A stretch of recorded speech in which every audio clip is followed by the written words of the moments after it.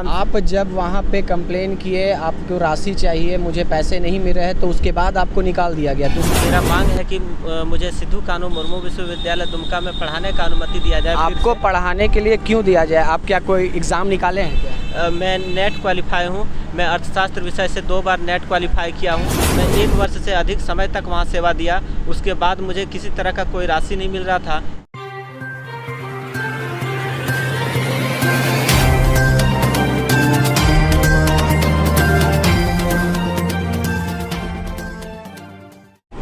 जब आप योग्य हो और लोग आपकी योग्यता को ना समझे तो हमेशा दर बदर भटकना पड़ता है और तकलीफ़ होती है।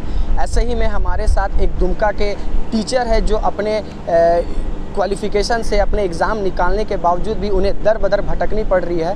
एक तो और सबसे पहली बड़ी बात है कि वो एक थोड़े से विकलांग है, वो अपनी तकलीफ़ों को फिर भी किसी के सामने जाहिर नहीं करते हैं। चलिए हम उन्हीं से बात करते हैं। आपका नाम क्या है? मेरा नाम राजेश कुमार है। मैं दुमका से आया हूँ। मैं राजभवन के समक्ष 3 मई से धरना पर बैठा हुआ हूँ। आज मेरा धरना का 63 दिन हो गया है और मेरा मांग है कि मुझे सिद्धू कानू मुर्मू विश्वविद्यालय दुमका में पढ़ाने का अनुमति दिया जाए। आपको पढ़ाने के लिए क्यों दिया जाए? आप क्या कोई एग्ज़ाम निकाले हैं क्या? मैं नेट क्वालिफाई हूँ। मैं अर्थशास्त्र विषय से 2 बार नेट क्वालिफाई किया हूँ और मुझे मौका मिला था पढ़ाने का सिद्धू कानू मुर्मू विश्वविद्यालय दुमका में स्नातकोत्तर अर्थशास्त्र विभाग में। मुझे कहा गया कि आप यहाँ पढ़ाइए, घंटी आधारित टीचर को जो मिलता है आपको भी मिलेगा। और मैंने पढ़ाना शुरू किया। मैं 1 वर्ष से अधिक समय तक सेवा दिया और मुझे किसी तरह का कोई राशि नहीं मिला। तब मैंने महामहिम से शिकायत किया। आप वहाँ पे दुमका में पढ़ा रहे थे? हाँ, मैं MA के स्टूडेंट को पढ़ा रहा था। कितने दिनों तक आपने पढ़ाया? मैं 1 वर्ष से अधिक समय तक वहाँ सेवा दिया। उसके बाद मुझे किसी तरह का कोई राशि नहीं मिल रहा था। तब मैंने महामहिम से शिकायत किया और इन्होंने आदेश दिया कि इसे पैसा दिया जाए। लेकिन इनसे शिकायत करने का परिणाम यह हुआ कि मुझे वहाँ से हटा दिया गया और मुझे पैसा भी नहीं मिला। तब मैंने आप जब वहाँ पे कंप्लेन किए, आपको राशि चाहिए, मुझे पैसे नहीं मिल रहे हैं, तो उसके बाद आपको निकाल दिया गया दुमका। वो जो कौन से विश्वविद्यालय? सिद्धू कानू विश्वविद्यालय में पढ़ा रहे थे आप? हाँ, सिद्धू कानू मुर्मू विश्वविद्यालय दुमका में मैं MA के स्टूडेंट को अर्थशास्त्र विषय पढ़ा रहा था और मुझे पैसा नहीं मिल रहा था। तब मैंने महामहिम से शिकायत किया और इनसे शिकायत करने का परिणाम यह हुआ कि मुझे वहाँ से हटा दिया और पैसा भी नहीं दिया। तब मैंने 3 बार यूनिवर्सिटी में अनशन भी किया और अंतिम बार जब मैं 11 अप्रैल को अनशन कर रहा था तो मुझे अनशन स्थल से घसीट कर बाहर निकाल दिया। मैं बाहर में ही अनशन जारी रखा।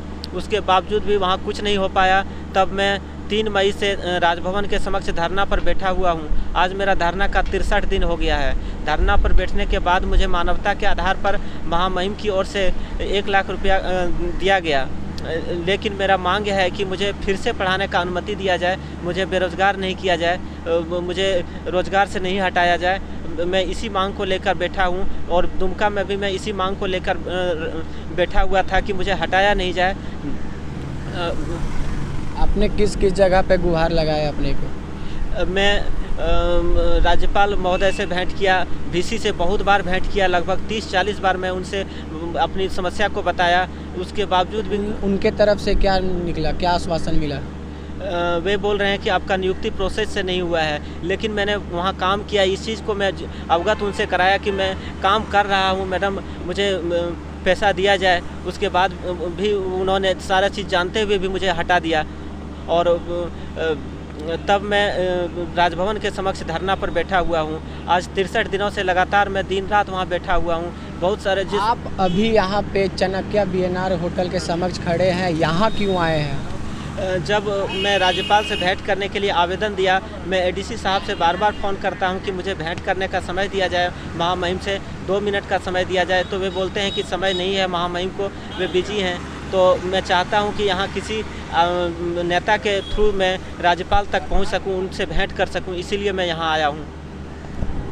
जैसा कि इनसे बात किया, ये बता रहे कि ये जो 63 दिनों से धरने पे दिए हुए अकेले, और इनको स्कूल से निकाल दिया जाता है पढ़ाने को, वो भी इसलिए क्योंकि वो सिर्फ अपने सच्चाई को लेके अपने किसी बड़े के पास जाते हैं और उन्हें इसको जॉब से निकाल दिया जाता है। आज यहाँ पे चाणक्य BNR में सिर्फ इस आस में है कि कोई बड़े लोग इनसे मिल ले और इन्हें वापस इनको अपने फरियाद को रखने का मौका मिल जाए।